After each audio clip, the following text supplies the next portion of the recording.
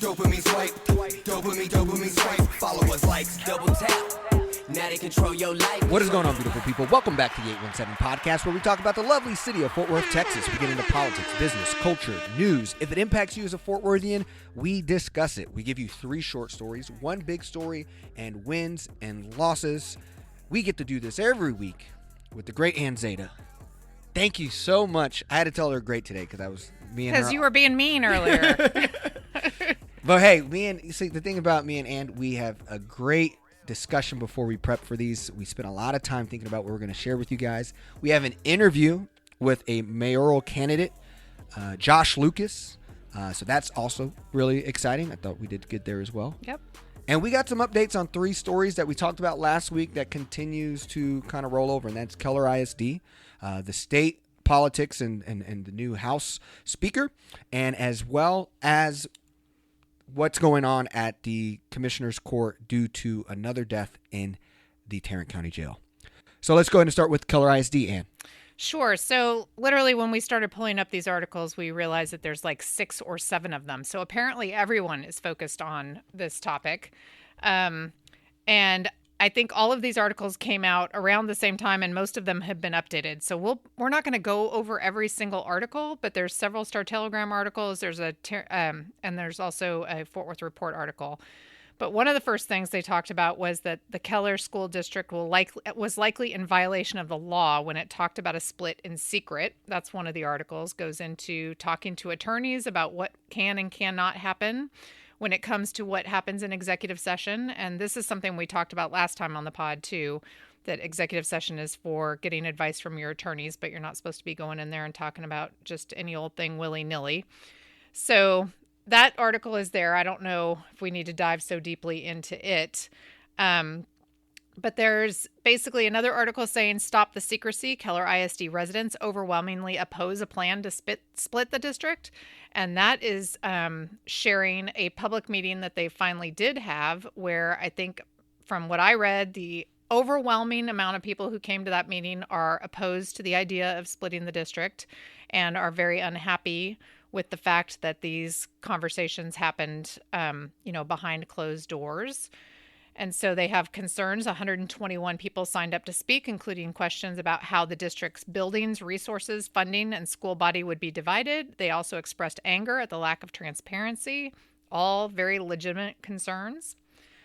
I don't know if you want to just have me keep rolling through all of these. Yeah, no, Our mayor has chimed in on the topic. She says it's absolutely unacceptable that Fort Worth, Mayor Maddie Parker calls Fort Worth ISD election on the split as unacceptable, the way that they've handled this. And I think she also has stated pretty emphatically that she doesn't think the district should be split. Yes. And I think there's 2 things. We're going to make sure we'll link the 6-hour plus Keller ISD special board meeting. I got to watch half of it probably while doing other things, but wasn't fully focused. But to me, there was an individual who I think has a great tweet breakdown, and also she breaks down each kind of story. So we don't have to dive in all 6 stories. Fun, random ADD idea and thought, like just a thought I had is like, I'm interested just to know from a nerdy perspective is like how many new subscribers Star Telegram gets by all this coverage, because you cover a white affluent area that can afford $40 a month newspaper subscriptions. I'm just interested to see if this helped them with their paper. Anyways, so Lainey Halls is a parent of the area. Her bio says she's the co-founder of Texas Freedom Read Project. She has 4 kids in Keller ISD. Looks like she has experience with ProPublica Ed, maybe as a writer, and really has been someone who I constantly hear when I say, man, who can I talk to about Keller ISD? Her name gets brought up. We've reached out to see if she would come on the pod, but we'll see you guys there. But what I do want to read is her little take. She says, fellow public ed loving Texans, settle in for a story about a diabolical plan unfolding in Keller ISD and how it may have a wide, devastating impact on school districts across Texas. In December, we received a tip our school board was secretly planning to split our district. of our trustees were completely blindsided by the plan, and our trustees likely violated the Open Meetings Act when they presented the plan in executive session. It does not fall under legal exceptions, and it was not listed on the agenda. Unfortunately, even with the violation, they can move forward. In conclusion, which we'll discuss, Tim O'Hare and Matt Krause have all admitted their plan to interpret the law differently than it has ever been applied or interpreted in history of its existence. So this will make it legal for any school board in Texas to annex any part of their district with 8,000 students or more for, all caps, any reason, and without approval or input from the community. They're voting next week. Welcome back to segregation in Texas. So I thought that was a very articulate power of like what's so substantial about this. This is not just about one district. It's if you interpret precedent setting for all the districts in Texas. And that's what it feels like. We had Tim O'Hare and Matt Krause. I guess we could start with their takes of this. I know you've kind of I read the article addressing, and I saw the post on social media that Matt Krause had shared. And, I had mentioned on the last pod that he had been strangely silent on the whole topic and that I felt like it was in his new district. He's brand new to the commission, but I don't think he's brand new. Clearly, he's not brand new to politics. And so he did come out with a statement which basically said that his interpretation, and I believe he's an attorney, was that they could do this. And then the Star-Telegram has an article entitled Tarrant County Commissioner Says Court Can't Block Proposed Keller School District Split. And his statement was very much like, we can't do anything about it, and therefore I don't have anything to say. And I think that's wrong. I mean, he represents constituents. And so I think even if you can't make a change or it's not under your purview, you should still have an opinion about things that affect your constituents, and you should still listen to what your constituents have to say. So I think he interpreted it as saying that there are two ways of going about doing it, and one of them requires a vote and one of them doesn't, and so therefore they can do the one that doesn't. And I think others have said that the part about not requiring a vote doesn't mean that you shouldn't have a vote, and others have said how that may be a poorly worded law and that it should be looked at. So I think it's kind of a little bit washing hands of not wanting or being in favor of this going forward in some kind of shady, untransparent, behind closed doors kind of way. Yeah, we also, I feel like, we have a talk with Josh Lucas, who's running for mayor, and we talked about, like, I think there's like this three-headed monster of to me, like this conservative takeover that really wants to go in Texas, right? We see that it didn't win in the state, even though a high rise in funding. We see churches, pressuring local government to do what they want. And then you also have these political PACs going into school boards like Keller ISD to go beyond banning books, but actually recreating and redesigning districts for their leisure and pleasure of how they want this to look. And so Maddie Parker kind of jumps in, and I think she has a full, we'll just link it to you, it's 4 paragraphs. But the part that sit with me is, she said, quote, "It's still unclear to me if residents of the proposed new district will ultimately have the opportunity to vote on the plan to split, but it's abundantly clear to me that they should have that opportunity." So it's like you have Matt Krause and Tim O'Hare saying, hey, based on how we interpret the law, there's nothing we can do about it. Then you have someone like Maddie Parker saying, oh, I don't know what the option is, but I do believe that the law should give these people the right to vote on it.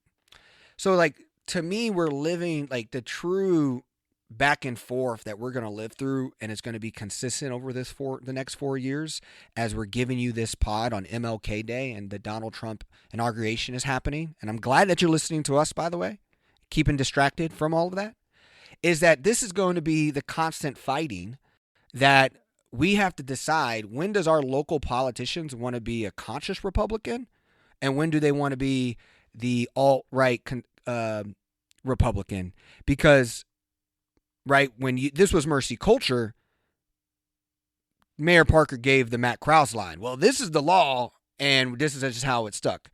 And now I'm at this point, any politician who says this is the law and this is just what we have to do is no longer serving you, because countries and laws are self-correcting mechanisms, and we can change things or improve things and make more accountability, transparency. And the goal is to stand up as a politician to say, this isn't right. We need to redesign or assess what this looks like. And if it means going to federal or in the Supreme Court, great. We can't be afraid of those things, especially with these hijacks that are just happening down the street. And Tarrant County is going to be even more of this is going to be happening in our space, because Fort Worth is the shining example for the Governor Abbotts and Dan Patrick's of what an urban city looks like when it has Republican control. Well, I mean, to the question of whether or not you challenge a law that you find to be concerning, questionable, or wrong, that same thing came up, and I was accused of not following the law when I was saying that we should consider joining the lawsuit on SB4, because they were like, well, it's the law. And I'm like, I'm saying that we should question that. Absolutely. So I think that's to your point. And that's the part where, man, lawyers are important. I think, people talk about how many, there's like one lawyer to every 250 people in America. Like, we have way more lawyers than doctors. But in a world with AI, in a world with human rules, being a lawyer and having lawyers in politics is so crucial, because to me, it's all just a bunch of bullying, because Ken Paxton's a lawyer, so he's going to sue everybody and then tell you what the law says.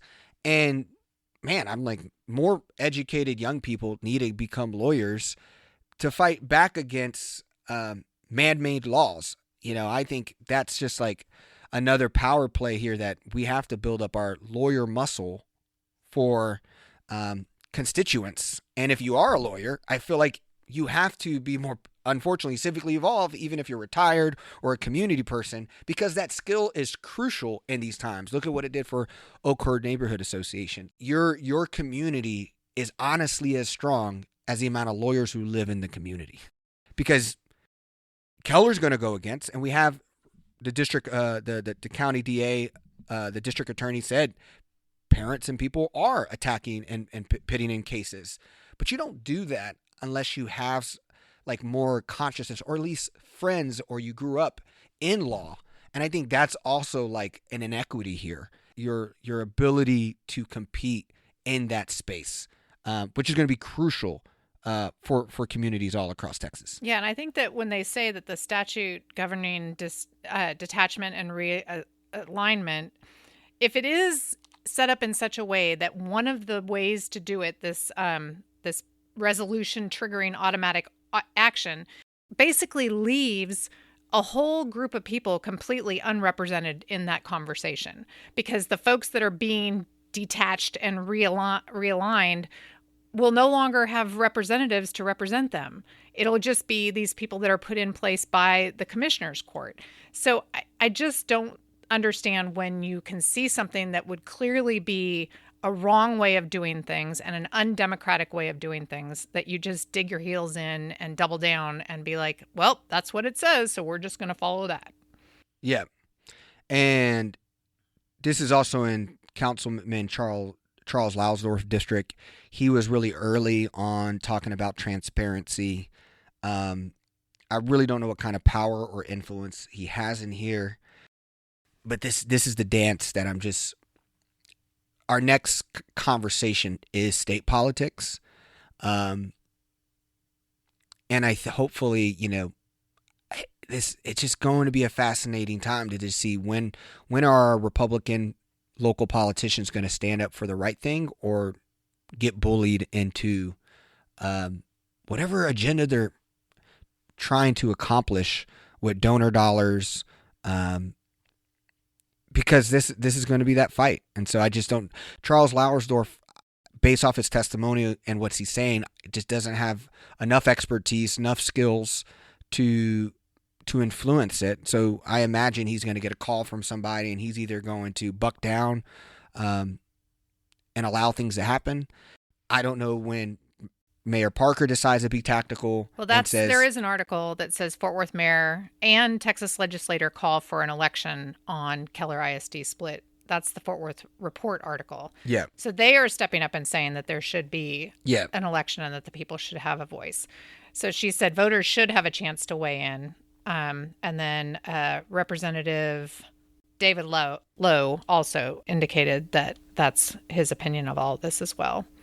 He said, while I take no position on the matter, I want to emphasize that the district's assets and debts belong to the taxpayers, and any decision to restructure should be subject to a taxpayer vote. Yeah. But and again, if this is all about when do you kiss the ring and when you don't kiss the ring, right? Like I just think this is happening so close to like mercy culture happening. And yes, that was a local thing. Yes, it was a church, but the same Patriot Mobile people, right? The same people who fund mercy culture's agenda or Keller ISD's school board agenda. The inconsistency for me of like, it's just hard to see what's the chess move happening in Fort Worth. Are we afraid of Tim O'Hare? Because sometimes I hear everyone, we're like afraid of Tim O'Hare and we're afraid of Trump. And so we're going to follow suit. But then it's like, oh, but I'm going to stand up here and write the longest tweet I've ever wrote against something. And it's just like that inconsistency is just hard for me to feel hopeful about our leadership today or feel, they're just, I don't know. I feel very lost on like, what's the game plan here? And I do believe if I'm already, anti the situation with the mayor, but I think she's one of the only people who could stand up to all of this. The one person who could have stand up to Mercy Culture or to Keller ISD board or Patriot Mobile is her. And if she can't do it, because she can beat them, even if Mercy Culture would have put a candidate against her, she could beat them. And if she wasn't able to stand up against the bully, this just feels like I can't get excited that you stood up against this bully because this is a small bully compared to the one you allow to say the law is the law. And now you're saying, oh, well, I think the law should change for this. Like, it just doesn't make me hopeful for our current situation. So that's like the part for me, making it very Fort Worth wise. Again, we'd love Keller perspective on this. And obviously... well, you did more research than I did because I didn't listen to that whole meeting. I just read the articles that kind of summarized the position. The other take Dr. Tracy Johnson, the superintendent, shared, I don't know how we do this, and I don't know that I want to be a part of it. So she even threatens leaving the district in this. And so with so much anti this situation, if it goes through, I actually do believe this is way worse than the Oakhurst situation because Oakhurst, Mercy Culture had enough people pro it show up to make it feel like a fair fight, even though it wasn't. But I think the people of Keller ISD is showing we clearly don't want to be doing this. And if we are even doing it, you are not doing it correctly. But if they still just walk through and it's 2 weeks, a month from now, get away with it, what does going to meetings and standing up for your voice mean? That's when you start feeling like you become, when we talk about Russia or you talk about China, when you as an American talk about the scary Russia or China, what makes us any different? What makes us any different if there's not a democratic human process that can actually make people change their mind? And so Texas is, to me, a little version of state control that doesn't give us a voice. And so that's just what I'm looking forward to seeing over 2025. Yeah, I would really like to hear somebody explain why this even came up. Like, whose idea was it? Why was it floated? What's the motivation exactly? Because if you're not willing to stand up and say that, and you're just hanging your hat on, well, we're allowed to do it because this is the way this is written, you still need to explain why. So obviously this is going to go on for a while. Hopefully we can get some color expertise. Shout out to Cody Copeland at Star Telegram, Harrison, Eleanor Dearman. Like, I think the amount of coverage. Everybody came back from their little break over Yeah, the yeah, yeah, holidays, and now they're and full force doing their job. Because it's been a lot of stories coming out about it. But if any of you guys can actually tell me how many subscribers you guys get, I'd just be interested. Because maybe I'll start talking about color more on the 817 pod too. So let's go to story number 2. Story number 2 is we're going to talk about what's going on at the state level. Representative Dustin Burrows was voted Texas House Speaker. This is a blow to the insurgent GOP movement. Burrows defeated Rep. David Cook with a coalition of Republicans and Democratic votes. He promised to work with every member of the legislature, leaving his door open even those who opposed him. Burrows' wins marks a disappointing defeat for the insurgent wing of the party, which has spent years working to wrest control of the lower chamber away from the establishment Republicans. The faction, which aims to push the House further to the right, ousted more than a dozen GOP members in the last year's primaries who were aligned with Burrows and a predecessor of Rep. Dade Phelan of Beaumont, riding a wave of conservative backlash over the House impeachment of Attorney General Ken Paxton and the failure to pass a private school voucher bill. After the record turnover, hardline conservatives saw this year's speaker race as perhaps the best chance ever to depose the current House leadership. They selected as their standard bearer Rep. David Cook of Mansfield, who vowed to follow through on insurgent demands to strip power from Democrats, including barring them from chairing committees and weakening the speaker's means of controlling the chamber. But while the insurgent crowd had succeeded in forcing Phelan to give up the gavel, the elevation of his close and allied signaled a similar power structure will likely remain in place. Burrows won the speaker race after 2 rounds of voting, edging out Cook by a vote of 85 to 55. So I don't know. I think it was a toss-up all along. Both people were claiming to have the support of the Republicans, and neither of them could show documentation of having the amount that they needed to actually win. And so I think that I don't know if anybody was too surprised. I think that they ended up with the person that I think both of them actually ended up saying that they are willing to work with others, which is kind of interesting when Cook said to start with that he was going to be trying to wrestle power away from Democrats having any leadership on committees and all that sort of thing. So I think that Burrows, with his position of working with everybody, is better than what we would have had otherwise. But I think there's also some folks that are really mad and are already threatening primarying any of the Republicans that were not supportive of Cook. There's 2 articles I also want to hit here. I sent you one of them, but the other one was the Michelle H. Davis, who does incredible work on the Lone Star Left. It's a Substack. She also looks to be starting a podcast. They're on their 2nd episode called Left in Texas, which I also thought is a great name.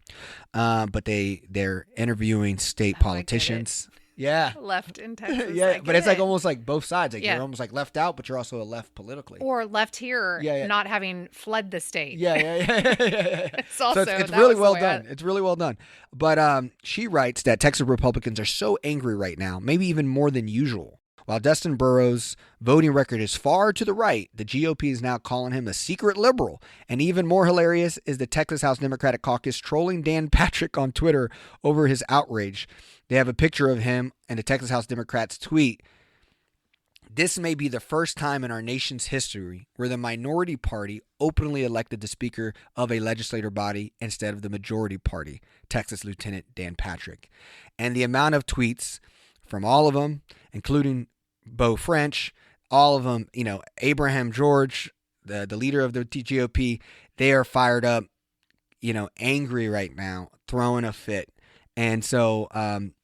and Burrows was nominated by Guerin, and Guerin is a local representative, and Cook was a local representative as part of, this region's representation, but Guerin went for Burrows, who is not from this region. And Guerin has a lot of respect, and that was just such a smooth move. Such a smooth and important move. Because like you said, why wouldn't you go with your local Tarrant County guy? So it stings more, because when someone from your own county is saying, "Now I'm going with the other person," and he's the most seniored and established, that was so much, just cool stuff there. I want to talk also about another person I would love to get on a pod, Chris Tackett, who also has his own Substack saying, see it, name it, fight it. And he just recently dropped today. By the way, Ann and I are recording on Saturday because we have the 817 gather on Sunday. So And a football game. Yes, and football games, NFL playoffs. And so Chris Tackett looks at the release of the semi-January campaign finance report. He said, we finally have a full picture of the 2024 election. And so he breaks down the charts. He shows that the top individual contributors in Texas politics in the 2016 election, so 8 years ago, Ferris Wilks had $2.4 million. He's one of those billionaire West Texas people that we all talk about, who's a part of the Christian Nationalists. They also have a church, very aggressive anti-immigration, anti-LGBTQ, very aggressive on school vouchers. So what's here to note is that at the top of this chart, $2.4 million was the highest donations in the election cycle of 2016, with the bottom being around $636,000. And this is about 10 to 15 people on this list. Now he shows in the graph on the 2018 cycle, it jumps up to Tim Dunn, who's like the sidekick to Ferris Wilks, at the highest at $4.2 million. So you jump over 2 years, you jump some, and the lowest person is at $1 million. Then he goes into 2020's election. It jumps up to $10 million, is at the top. And this now changes to Charles. But Philip Huffines did $5.8 million. So now you're getting even bigger players. Like Tim Dunn drops all the way down to $3.4 million. So even bigger players are showing up now. But now the lowest is $2 million. So just in 4 years, we went from $2 million being the highest in our politics, our politicians being paid, to now by 2020, $10.6 million. So we just got the report back about the 2024 cycle. The number at the highest is Alex Fairley with $21.6 million invested in this election cycle from January 1st, 2023 to December 31st of 2024. The second person, Jeff Yass, who's a hyper aggressive on vouchers with $8.7 million. The next person, $13.7 million. Doesn't everybody kind of agree that we need to get the money out of politics? We seem to be going in the exact wrong direction. and it's, this is what I love this part about. He says, Chris Tackett, the takeover by oligarchs, some in state, some out of state, seem almost complete. The money in 2024 is insane. $21 million at the top of the chart and over $3 million at the bottom. Compare that to just 8 years ago. The money has exploded. So that to me is also where I think this win for the Burrows camp and for Texas is so historic, because it's not just going against the politicians, it's going through this boost of funding who's trying to take the House because they already have the governor, they already have the Senate, and they're trying to get the last piece, and there's some kind of hope. Wow, we're hanging on. This is good for public schools, potentially. This creates a lot of hope. You've seen a lot of Democrats kind of stand up and saying, what can we do about this? But yeah. So again, why I think this is cool that we started with the Keller ISD story, then moved to the state story. It's kind of the same dance happening. And, same people trying to influence. Yeah, and it's, which one are you, Fort Worth politicians? Like, which one are you? Are you the Mansfield supporter? Cook supporter? Or are you a Sparrows kind of Republican? Which one are you? Are you allowing Beau French to bully you? Are you allowing Tim O'Hare to bully you? Which one are you going to be? And the state showed some courage, right? I think that gives you a sign locally to start showing some courage. So, speaking of courage, we'll go into the third story. Man, who needs a stock show rodeo when you got all these county commissions, man? Rodeo, like, yeah. There's a lot of that going on this weekend too. The rodeo started last night. Man, that was the first rodeo at Dickey's is last night, and there was a parade this morning.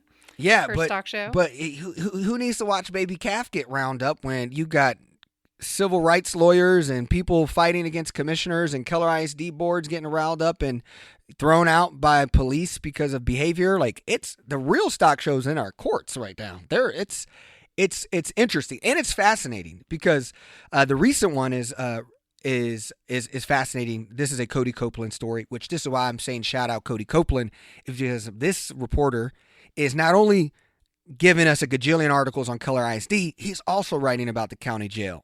So when you think about the work of a journalism team, there's 15 people in that institution writing all these stories, doing the best that they can do to keep us informed. And so I can't imagine the amount of late night oil Mr. Copeland's doing. So in this story, he said, a recent death in the county jail has brought together an unlikely alliance in Tarrant County. A group of conservative Second Amendment activists joined calls for the resignation of Sheriff Bill Waybourn at the Commissioner Court's meeting on Tuesday, January 14th. Their calls joined those of others who have dedicated months, some years, to demand accountability for the growing death rate in the county jail. Sporting an American flags on their T-shirts and AR-15s on their ball caps, the cohort that came out and demanded justice for the death of Mason Yancey in the county jail in December may have seemed like a strange bedfellow for the activists from Broadway Baptist Church and relatives of Anthony Johnson Jr., the Black Marine veteran who was allegedly killed by guards in jail April 2nd. Man, the video does this justice. I mean, this video of Christopher Grisham, talking back to the police. I mean, it's just a different character shows up. And I just love when you can have someone I can clearly know I'm not probably agreeing with in a lot of this, but to stand up where now Bill Waybourn is being challenged by the own people who actually probably voted for him. What is your take on this So I did watch some of the commissioner's court meeting, and you can't see everything that's happening in the hallway, obviously, when you're watching the court meeting. But I was reading articles about what was happening in the hallway outside, and I was listening to the folks that signed up to speak. And as you said, some of the people that have been there year after year after year for the 69 deaths that occurred before this 70th death were all still there saying the things that they've been saying. And to me, this is an example of people not thinking about it. And one person even said, I have to admit, I didn't even know this didn't register on my radar until this happened to someone that I knew. And so I think it is a testament to the fact that we have things in common that we should be able to rally around and push for together. And death of people who haven't even been convicted of anything, who are just in jail, and many of them longer than sentences would be if they were adjudicated through the jail, is just not one of those things. And how frustrating to listen to the reports in that meeting about people who reached out to people who they thought were the correct people to reach out to about whether or not their loved ones were able to get the medication that they needed. And one of the people from JPS, I think, indicated that prisoners are given a handbook. And I'm just baffled because some of these folks that are coming to this jail are suffering a mental health crisis or a medical crisis. They're not able to read a handbook and determine how to give permission to their loved ones outside the jail in order to get around HIPAA and all those things in order to make sure that they have those things. So there's got to be a solution here. But it was frustrating to watch at the commissioner's court meeting. But also heartening to see folks that probably disagree on a whole lot of things agreeing on this thing. Yeah, and one of, I mean, even, I don't know which one of the people who stand up, but they even said, like, you saw them kind of talking about like, oh, and I find it weird that Bill Waybourn shows up when a white person dies, but when the black person dies, he's nowhere to be found. And he didn't stay for all the comments either. That's the other thing that's super frustrating. And the to comments me. happen after. Doesn't it seem like they make decisions and then the comments happen? So it like almost like should be reversed. Like it seemed like people were frustrated about that. You can sign up to speak on this happens at city council too. You can sign up to speak on specific items that are on the agenda, and then there's general comment time. And I think some folks signed up in the general comment time, and so those comments came after the folks that were there to address the specific agendaized item had spoken. But to me, when something is in your purview and I'm sure that you could know that there were still people there that were going to be speaking on these things. If you really want to do your job to the full degree and you really want to represent all the people, you should sit there and listen to all the people for the whole time. And that's just not happening anymore. Yeah. And by the way, this is about the recent death, which was Mason Andrew Yancey, a 30-year-old who was pronounced dead. The take here is that supposedly he was diabetic. He wasn't able to get his diabetes medicine. These are things that they continue to talk about. This Yancey's bond was $2,500, and he was stuck here, calling to his family, "Get me out. I'm having hard times to move. I'm not feeling good." And so, yeah, it's just really sad and unfortunate.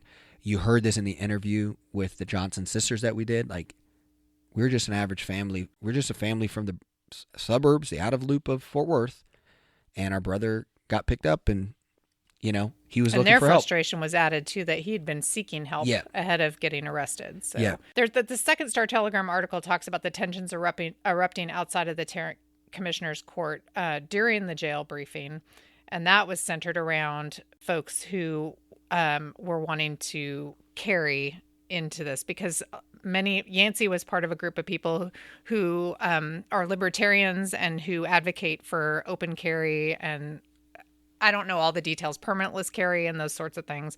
And so a gentleman was in the corridor and wanting to go into the meeting, apparently armed, and the sheriffs were telling him that he could not. And so they were getting into the debate around whether or not they can carry firearms in the building. Yeah.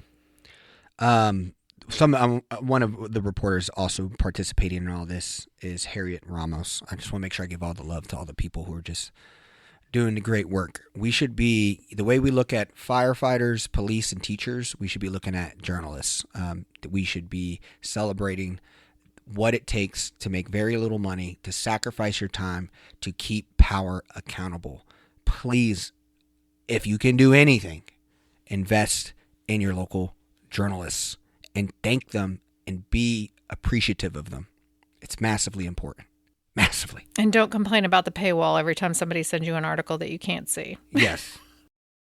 So our big story is we touched on the fact that election filing has opened for the upcoming local elections in May and made it clear that if there was anyone in the community who was planning to run for office that wanted to come and speak to us, that they could. And so one of our mayoral candidates, Josh Lucas, has asked to come, or we invited to come on the pod, and he came today. He's a candidate for mayor of Fort Worth. He was born and raised in Fort Worth. He is working on a master's candidate at the Bright Divinity School, and he is a community leader and advocate. So here is Josh Lucas.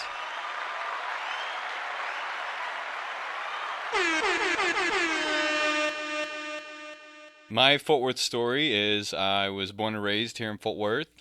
Grew up going to the Crowley Independent School District. Graduated from North Crowley in 2010.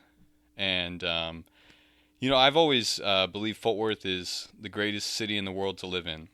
We kind of called it Texas's best kept secret for a long time. And that's mostly, I think, because of kind of the generosity we have with one another, the hospitality, as well as kind of the rich cultural arts background that's enriched. From my experience, I got to benefit in the schools growing up. I sang in our elementary school honor choir. We were featured in exhibition across the state at TMEA when I was in 5th grade, simultaneously as my brother sang in the high school choir at North Crowley, and they were featured as the best high school choir in the state. That's something that I think we can really hang our hat on, at least from my experience. And then coming back after college, living in Fort Worth, just being a part of the Fairmount neighborhood kind of scene, and appreciating all that diverse community has to offer, while being a young, working 20-something. So I've been able to benefit from our culture that was very enriching at many stages of my life, being from Fort Worth, and kind of really a world-class venue as far as what we have to offer. And so my sadness is that hasn't been everyone's experience. When I think of the different neighborhoods who maybe don't have the same resources, the same socioeconomical landscaping, where they have access to different opportunities that I did, that's kind of my sadness. And so a big part of my candidacy and my hope and my vision for Fort Worth is that regardless of what zip code you're born in or what family you belong to, you have access to the same resources, including the sort of this rich cultural arts that is, I think, at the core of who Fort Worth is. So I was going to ask you, because a lot of people follow a path of running for office in Fort Worth, of serving on boards and commissions and being involved in various aspects of the city. And you have mentioned some of the things that you've been involved with that are definitely key to some of the things that go on here in our city. So what led you to decide to run for mayor? For anyone who seeks public office, it's sort of a calling. It's if you talk to the Reverend Dr. Patrick Moses, who recently ran for sheriff, he'll say it's a high calling. And so for me, I would say it is a calling. It's something that I've considered throughout my life of doing, running for office, particularly in my hometown, Fort Worth, a city that I love.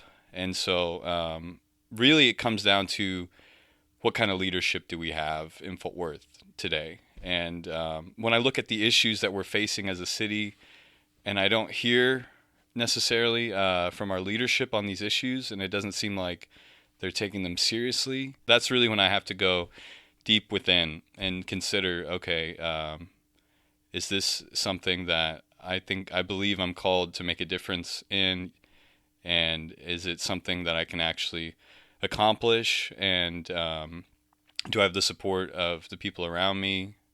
And if I can answer those questions honestly, and I feel like I have a real chance, then my answer is yes. So, well, for those of you, we're an audio-based podcast, so you can't see Josh, but he's also with that voice. He looks like Ben Affleck. He's a good-looking cat.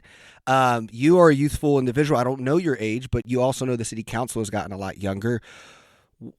Did you see the upgrades that you would think would happen with a more youthful council? What would you like to see from council? What do you think you would bring with communicating with council if winning the mayor seat? Yes. I think leadership is something important. I don't think we should have people who are like leaders that govern, but we have trusted servants. And so if I am elected mayor, I will be working very closely with the council to make sure that we're addressing, issues together, right? I don't necessarily just want to have a bully pulpit, but I take leadership seriously, and it's a we thing, and it's a togetherness of a team. And I think as we continue to have leadership that's younger, we're going to be able to step into that world-class environment that I'd love to see Fort Worth become. Just so you know, I am 33. Nice. Yeah, so if I win, I'll probably be one of the youngest mayors. Yeah. So. Yeah. What has the relationship been talking to other people who are in the Democrat progressive space about your candidacy? Obviously, back in the day, I feel like it was often a more legacy, like Democrat running, that's often there. So, like, have any mentorship or guidance from local leaders help you kind of guide this path? Yeah, well, recently I was Cindy Stormer's campaign manager and treasurer, which was like a year-long journey. over, one of the most contentious general elections I think we've seen in the history of the United States. Obviously, it was a down ballot race, but we were involved at the local, state, and national level. We went to all 3 different conventions. Cindy was an alternate delegate. I was at all of these conventions. I was able to make a lot of connections, not just necessarily in Fort Worth, but across the state and the nation. And so that includes talking with Beto. We sat down with Beto in El Paso at his house. I meet regularly with local people like Ramon Ramiro. He said he was going to support me and do what he could to help me. I've met continuously with former State Representative Lon Burnham. I've been in communication with the recruitment chair with the Democratic Party, and we're working together to try and hopefully get their endorsement. I can't say that's official yet, but it's definitely in the works. The general consensus, at least from my point of view, is that people have been very encouraging for me to run for office since I got in the arena. And so, it's something that I think is the next right thing for me to do. So going back to the things that you've been involved in, I know that you have been quite focused on issues at the county level and some of the things that have been going on with our jails and with the sheriff's race. And you mentioned when we were just kind of prepping for this that you see a role that the city should be taking more strongly in that arena. I think the example that I always point to is that for years and years and years, when people complained about Fort Worth ISD, the city would often be like, well, that's the independent school district, so we shouldn't interfere there. And now they're clearly speaking about those issues. And so your point about chiming in on some of the issues at the county level as the county seat for Tarrant County resonates with me. So in what ways do you think that your running for mayor will allow that to happen? And what improvements would you like to see in those relationships and outcomes? Right now is a sort of a difficult political time, and I think it's sometimes easier to stay out of issues than say the hard things. And so where I come from, at least in my experience speaking at Commissioner's Court on these sort of tragic incidents that have happened in the Tarrant County Jail, I don't shy away from speaking to our problems. I think that's the only way you're going to find solutions. And the more we avoid this sort of dialogue between different municipalities, the more we delay finding those complex strategic solutions that are so much needed in order to address these systemic issues that our community's facing. Particularly with education, I think for me, it goes hand in hand with the juvenile diversion programs that we need to see happen in our community. If we have a robust juvenile diversion program that incorporates the arts, we're going to see test scores go up through the roof. If that overflows, as that overflows into the school districts. I'm not a big fan of bringing the state into the school districts like they're doing in Houston. I would not like to see that. I think we have enough talent here in Fort Worth and hard work, and we're nice people that we can see our schools improve if we can keep ourselves accountable in a way that is enriching through the arts. But with the jail issue, again, we are the county seat. The Tarrant County Jail sits across the street from the Tarrant County Community College, and it's like 5 blocks from City Hall. And so anytime someone dies in that space, I think it's a stain on our city and our community. I went back to school to finish up at community college in my late 20s. And I was in school. I was taking classes across the street from that jail. I could look out the window, and I could see where those tragedies were happening.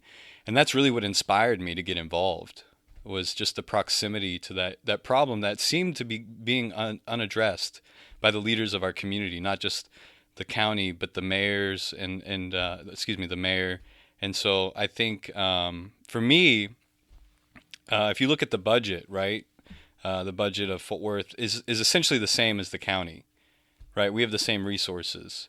And so we need to be pooling those resources and coming up with strategies and complex, strategic solutions to complex problems. As it stands right now, I think the jails mostly are going to take people to Tarrant County because of the magistration process that they've introduced since the recent sheriff has taken over due to ICE. And so I think there's solutions that we can come up with to kind of release some of the pressure from the Tarrant County Jail and address some of the overflow with the city jails that I'd like to see us address as a city. And then we would have more oversight and we would have more leverage in that conversation, depending on which kind of contracts are available to us. I also see that you're currently a master's candidate for the Bright Divinity School. So on top of running for mayor, you're looking to also elevate in other areas of your life. Can you tell us what got you down that path, exploring the Bright Divinity School? Yes, absolutely. So I spoke on calling earlier. I think it's a high calling to run for public office, but I also feel called to be, in the seminary world. And for me, that's in direct correlation, I think, to what we're seeing happen in the far right extremist takeover of the Republican Party, with the advent of sort of white Christian nationalism dominating sort of the power dynamics in the state of Texas. You see people like James Tallarico stepping up and saying, hey, I'm a Christian too. We can do this in a way that is respectful and honoring to all people. We don't have to create a culture where this is necessarily us and them. And so I think the more that I can educate myself in the field of religion, theology, I think the more effective I can actually be even in the political arena. Yeah. I would love to get your analysis of what, how much of the Christian white nationalism movement is in Texas. Is this, for someone like myself who's not affiliated with a church or a religion, what percentage of, I guess, church institutions fall in that category compared to, Broadway Baptist Church?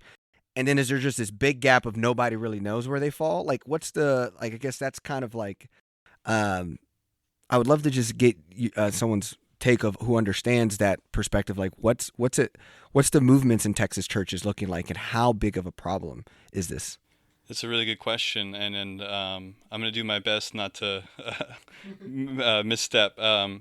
So I think it's important to say that white Christian nationalism, first and foremost, is sort of an ideology, right? And it's a tool that has been hijacked by the far right extreme and used to really take over the Republican Party. I liken it to sort of like a hostile takeover of a corporation is what has happened within the Republican Party, and I think now within our government with the right wing extremists. And so many people who espouse these ideas are unaware of it, and so we have to be very, very delicate when we speak about institutions that have incorporated these ideas, because some of these institutions are still not aware that they have sort of been hijacked by this ideology. And what that means is anytime there's a white supremacist notion or a sort of anti-immigration, right? These ideas are not in line with Christianity, right? Jesus was he belonged to the Jewish people, which were under the oppression of the Roman Empire whenever he was born. And so the scriptures are very, very clear on how we should treat immigrants and refugees and these types of people. And so anytime that sort of ideology is mixed with Christianity as a reason to sort of have power and harness power as a tool for removing people from our country, we're in dangerous waters. And so, and it's a very subtle thing, and it only appears in certain contexts. But when I look at the Republican National Convention and they're waving these mass deportation signs around, and we have these notions of removing birthright citizenship, right? That there's some sort of higher, test of citizenship that has to do with wrapping the cross in an American flag. That's when we're really in danger. And those were the kinds of things that were happening, like in Nazi Germany, circa late 30s, right? They were talking about mass deportation, and they were using the church as a means, as a political tool to harness power. And the Jesus that I know is counter-cultural. The Jesus that I know is counter-empire. He speaks truth to power in a way that he stands up for the oppressed, the marginalized, the person whose skin is a little bit darker. Jesus is the one who says, I bring release to the captive. I'm here to bring sight to the blind, good news to the poor. And so that's really sort of the ethos that I think I try to channel in the criminal justice reform work that I've been in, not only with Broadway, not only with Cindy Stormer, but also with the Justice Network of Tarrant County, which I'm on the board of, which is started out as an ecumenical, faith-based kind of coalition of churches and sort of broadened from there as we've filed for 501c4 statusship and become a nonprofit. And so I think it's important that we have a way to have a counterbalance, a counterweight to this far-right extremism, because people can be persuaded. Like I said, a lot of the people who are espousing white Christian nationalist ideas are unaware that's what they're doing. And so the more that we can be in dialogue with them around who Jesus really was, what does it really mean to be an American? What does it mean to belong to a democracy? I think we have a chance to sustain the United States of America as it has been, for the last several hundred years. Yeah. So we have recently, right, the incident at council with Mercy Culture, which I imagine identifies as white Christian nationalists, some type of imaging. They probably or messaging. wouldn't say that. Not themselves, yeah. But we would say that. I would say there are probably individuals that go to that church who have ideas that are rooted in white Christian nationalist ideology that are unaware of it, and some who may be aware of it. Yeah. Well, so talk to me about what your take is, your approach if you were mayor in that situation. Like, what would something you would have done differently, or how you saw that situation at play? And obviously with Oakhurst Neighborhood Association, what was your take and assessment?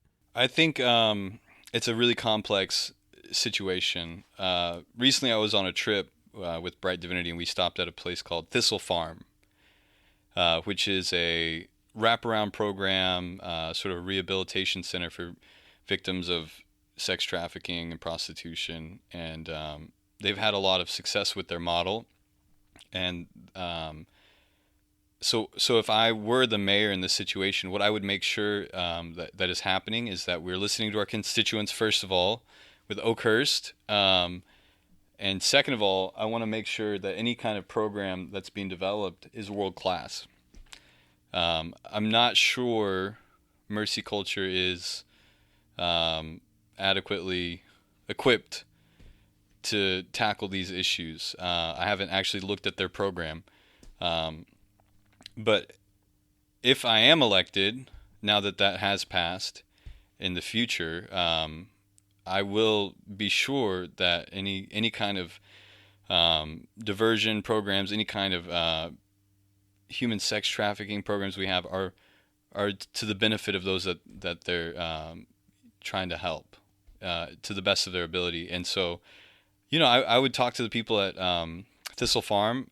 I would ask them to, collaborate with them, make sure that everything they're doing is above board and best practices. I think to your point about having these tough conversations, I mean, that completely resonates with me, because what has ended up happening is people just retreat to their corners and lob accusations and insults at each other. And then nothing changes and people just get defensive. But the way you've described how you would go about doing things, where you want to have those tough conversations, where you understand that some people may not even be aware that what they're participating in has these, in their eyes, probably unintended consequences, resonates with me as a way to go about things. It's very, I was raised by Quakers who talk and come to consensus, and some of the way that you're talking about your approach resonates in that arena for me.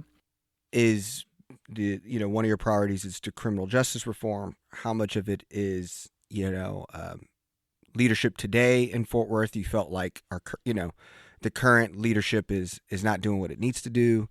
Like, what is we have a big hike to do this go around, right? A lot of people could say, man, this guy has no chance. And hey, this guy, maybe he's trying to pull a Chris Nettles and, go be mayor and then do something else. You're going up against millions of dollars, the Fort Worth way, a Mercy culture backed Maddie Parker now too. So what's your, what should people get excited about to see you through this, even if it doesn't work in our favor? I appreciate the question. I think there's something to be said about being born and raised in Fort Worth.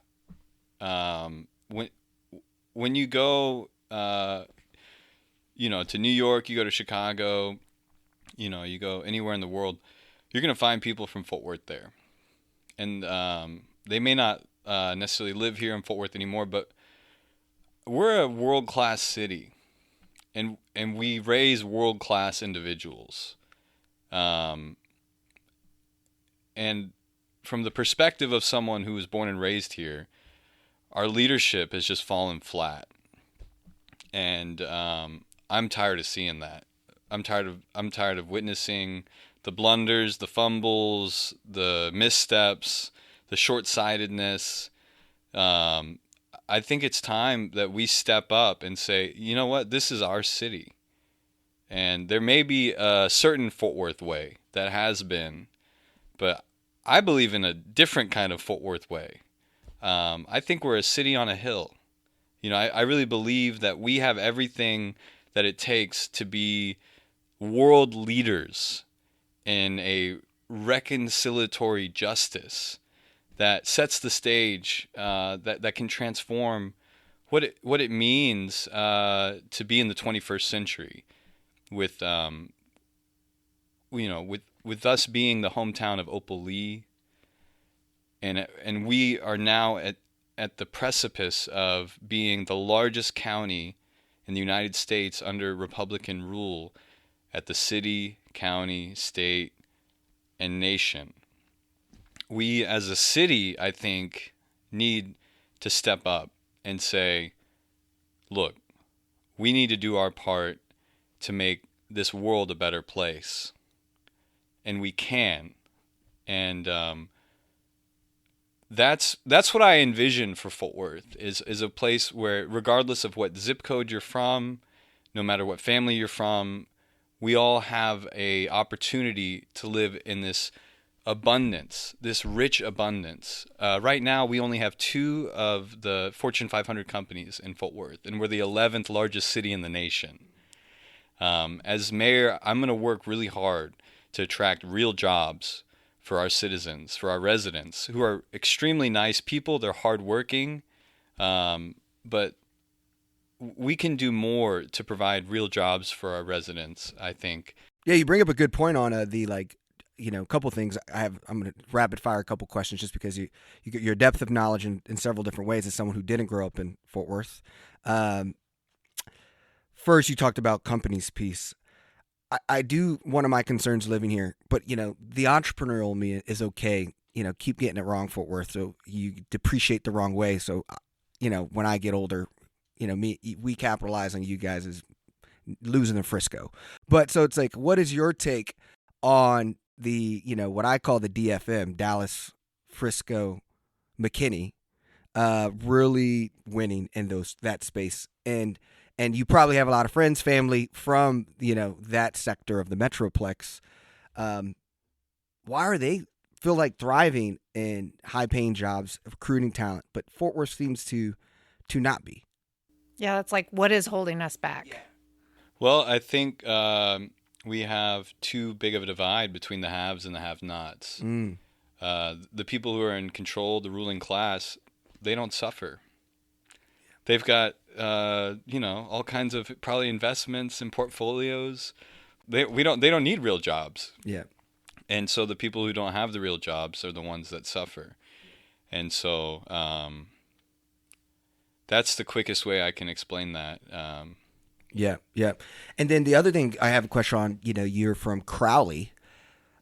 I think our pod is so in loop heavy. And I imagine people who see themselves as proud Fort Worthians then hear our pod and like, who are these, aristocratic, progressive, snooty Fremont, inside the loop. Yeah, bike riders. Can you give us a take of what's the perception, the culture of Fort Worth out of the loop that we're missing on, or that you feel like there's magic that people need to appreciate more on when you think of Fort Worth as the fullness of the city, not just the inner loop of the city? Right. I've described Fort Worth as a rose before. We're several communities within several communities. And, we have North Side, right? We have the South Side, near South Side. There's the West Side. And everywhere in between, we have Stop 6. And so there's sort of these intricate, beautiful communities that have sort of brought themselves up and propped themselves up, but there's not much integrating them. And so I believe we are sort of this rose. Each petal makes us more intricate and beautiful, but I think we need something that really brings unity to all of these wonderful communities. And it's going to take having these hard conversations, addressing these hard issues in a way that we don't shy away from them, but we find solutions and we work together. I would say in my experience, we started to have some of those hard conversations, but then as soon as we kind of tamped down the concern, they just petered out and went away. So there was no real intention to have true change that would carry forward and be beneficial to all. It was just, let's take care of this crisis that we're in the middle of. And that's should be honored, I mean, when someone's in crisis, I mean, sometimes that's all we can do is tamp things down. And so I think that, that's... But I think we missed a real opportunity.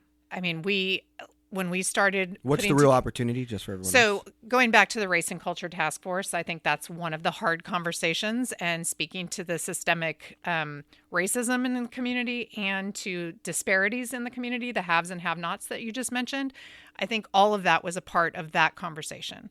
And I think that the city and the leadership in the city started out on a path that could have gone further and addressed and made some real changes that would have been able to be carried forward to kind of assuage the disparities between the haves and have-nots, and made the city kind of more what you're describing you would like to do. And so I think there's a bit of a foundation and people in the community that are willing to do that. And I think there's hope, and I appreciate the way that you have verbalized what you would like to see happen, because I think that that's a place to start. But it's, as someone who was involved back then when some of that was going on and not seeing it be carried out to the full fruition that it could have been, that's one of the disappointments that I have from the time that I was in one of those leadership roles. Yeah, absolutely. Go ahead. What would be your advice, Ann, to a fellow person running for mayor? It's interesting because the things that Josh is passionate about and wants to do, I totally think are good, important things. I always come back to the nuts and bolts of running a city and, infrastructure and city planning and all that kind of stuff. But I think that the way he's described how he goes about things, he is someone that would dig into aspects of running a city that maybe aren't the things that sparked the passion or started the calling, that are all still important too. And I think you made one comment about relying on people in a team that are experts. And I think that that's a really important way to go about it too. So I don't know if I have any questions. I think that the first thing that comes to mind when someone who is a relative unknown in a city, even though, I mean, your story of being born and raised here helps support the way that things have been done in this city, that you are, are you from here is a question that people get before they are allowed to have these leadership roles. So I think he's kind of the complete package, other than it's just really hard to take on incumbency, name recognition, lots of money, all of those kind of things. So on the one hand, having been someone in a seat and always been like relieved when I didn't draw an opponent and had to run a campaign, I think that these are important things to have happen. As people used to tell me, it's good for people to have a race in an election because it keeps people serving for the right reasons. You have any questions for Ann? Yeah, well, and having been someone who's run for mayor before, you also made the comment about you had some questions to ask yourself, like, why am I doing this? Am I supported in this? Can I win? And those were all questions that I was very serious about as well, because I didn't want to go on kind of, a lost cause. And things evolved in the race that I went into that made it a little more challenging. I think when I very first decided to run, the establishment candidate that was, front and center, I thought I had a really good shot at winning. And then when that person didn't run and it changed to our current mayor, I think that made it a little bit more challenging for me. But my reasoning was not necessarily always based on, can I win? It was more based on, do I think I am better for this job than anyone else that's in the race? And I continued to feel that. And so that's what kept me doing it, even if the margin of possibility might have shrunk over time. But I would tell you, it's brutal. It's not, it's brutal running. It's brutal serving. People used to tell me you have to have a thick skin, which I do not have. I would encourage anyone that chooses to serve in this way to balance your life and make sure that you take care of yourself and don't let it overtake you to the point where you challenge your own mental and physical health, because it can be all of that. And as passionate as you seem to be about the city and as much love as you seem to have for the city, and that's driving you, I think that's a really important takeaway from all of this. Awesome. Well, Josh, thank you so much for being on the 817 podcast. You can learn more about Josh Lucas and follow his campaign on Facebook at Josh Lucas, Mayor for Fort Worth. Priorities that he's focusing on: criminal justice reform, community investment, inclusive leadership, and transparency. So with that, thank you for having a transparent conversation with us at the 817 Pod. Yeah, it was my honor and privilege.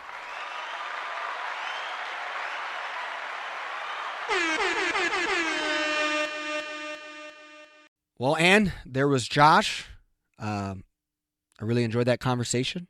Seeing you guys go back and forth was great. Yeah, it's interesting. You asked him if he had any questions of me, and I have a hard time encouraging people to run for office these days, but I'm inspired by this young man's desire to serve in the ways he wants to serve. And I know that regardless of whether this is a long shot for him or not, I think that he will continue to be a passionate advocate for the city and some causes that are really close to my heart. Yeah, and we don't know. It's filing days, still February 14th, so you don't know who else might get into the game. But if it is really Josh and Mayor Parker, then I think what's important for all of us to know is supporting a guy like Josh is important for our city to realize that we're not happy with the establishment. Even if we don't win, we need to showcase in the paper that the results are getting closer, that we're not happy with what today's situation is.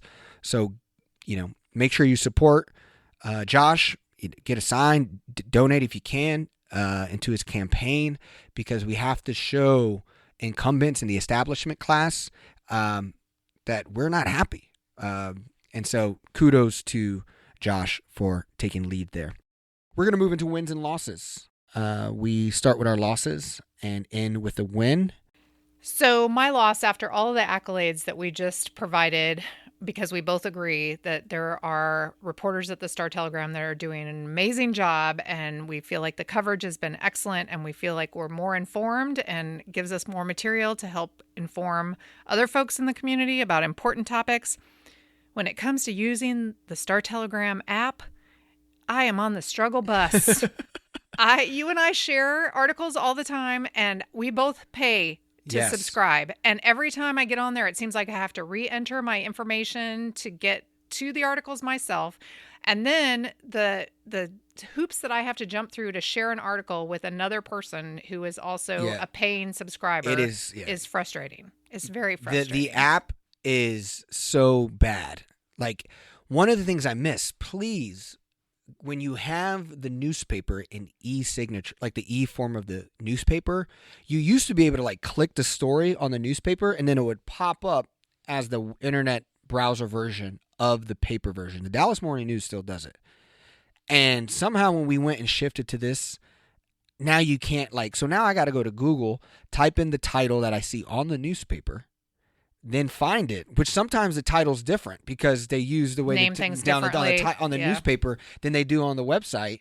And so so much of it's not even aligning, and and then like you said, you can't just share an article without having to mess copy everything up and a gajillion text messages. So many text messages with links that don't work because I thought I was copying it looks like the Da Vinci correct Code thing. It is a mess. I've started unsending them when I realize that I've sent one that's gibberish. I unsend and then curse the app again. Yeah, so please, app, let's get it together. Yeah, support your reporters so that their information can be out there for more people. Yes, and my loss is, well, I don't know if anyone else got their property tax in the mail, but I got a nice property tax increase that I got to pay this month. And it's not even that the property tax thing is the thing that I'm my loss. That's not my loss. My loss is just when you have the front of the envelope, it has Rick Barnes' name. It says "In God We Trust." That was put on there by the two previous tax assessors. And then you turn it on the other side, on the part where you open it. It says "In God We Trust." It says "In God We Trust" on a bill 5 times. And you know what's annoying about seeing "In God We Trust" with a bill? Is that God don't pay property taxes. So I would prefer that I don't have to think about God and the point I'm about to give thousands of dollars to my county. That's all. That's my loss. So, my win, of course, is my way of bringing transit and transportation into a pod where we didn't talk about transit and transportation. We have started an initiative at Community Design Fort Worth to support transit, multimodal transit, land use that supports multimodal transit, that initiative under Community Design Fort Worth. And we started that by forming a committee that's been meeting monthly and then setting up some transit mixers. And I had a couple of really young gung-ho folks serving on the committee who were saying to me that there are people out there just looking for an outlet where they can plug in and be supportive of this type of stuff and be told where to show up to be in favor of things that are going to move the ball forward on a robust multimodal transit system. And I can report that I have found that to be the truth. And it's really exciting because we've had 3 transit mixers so far. We hold them the 3rd Wednesday of the month from 4:30 to 6:30 at Acre Distilling. We have remarks about a topic that touches on transit at 5:30, so you can schedule around that if you want to hear what we're going to be sharing with folks. And then we've also added kind of a call to action. So to elevate the last one that we did, we shared with everybody the Orange Line addition to Trinity Metro, the fact that the Orange Line ridership, it was an existing route. It was Route 15 before. Now it's the Orange Line. With the branding and the marketing that they've done around the Orange Line, ridership went up 42% in the first 8 weeks that it was rebranded as the Orange Line. Wow. And we did a call to action where we asked people to go ride a Trinity Metro service and share it on social media. And then like the very next day, well, no, not the next day, yesterday, a couple of days after that call to action, I was asked by a friend to help her get to the train station to catch the train to the airport. And we did a cute little social media post where we showed her buying tickets and standing on the platform and highlighted the public art that exists at the TMP station. And it was just a really positive week for transit. So I'm encouraging folks to get on board. I love that. Also, make sure you attend. You can see the description in the notes. My win this week is Black entrepreneurs. The reason is you got to understand how hard, and when we talk about DEI in America, right? Like I've seen the curve for Black entrepreneurs, right? When George Floyd died, Black entrepreneurs got supported. People were conscious about where they were spending money. And I know how important it is to keep that consistency for our Black entrepreneurs and Black communities. And I believe that America as a whole is forgotten DEI and forgot the importance of that because it's no longer in the news.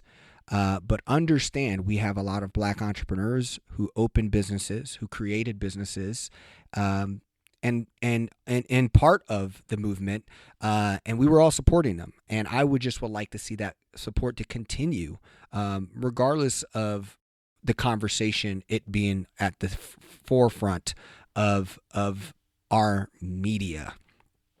Not only the forefront. I mean, there's some all-out attacks basically trying to tell people that if you do that, then you're breaking some law against. What's more important of you showing your support to DEI is actually pitting money to people from diverse backgrounds.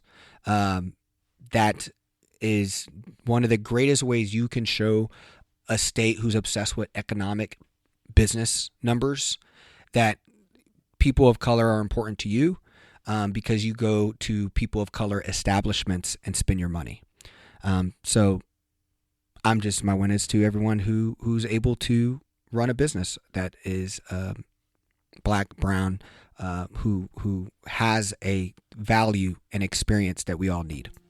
All right, beautiful people, there you have it. Another episode of the 817 podcast. We didn't get to talk about the Gather because it's tomorrow, Sunday. And so we're looking forward to seeing everyone there. And we'll give you guys an update the following Monday. Don't forget to attend an 817 Gather so you can be a part of the in-person community who's really dictating how this podcast goes, helping us source stories.